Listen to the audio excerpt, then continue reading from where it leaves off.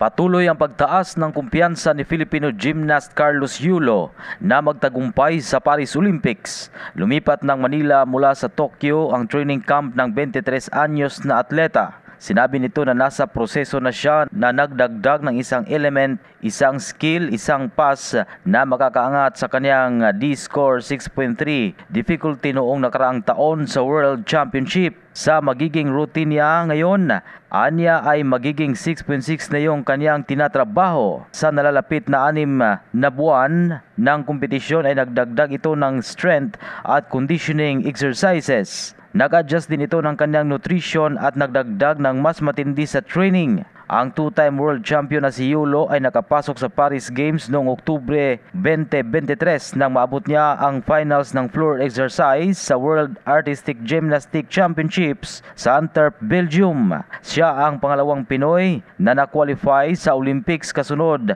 ni Paul Volter, AJ Obiena. Yan ang balitang sports. Ito si Ray Tampos para sa Radyo Alternatibo Balita Nationwide.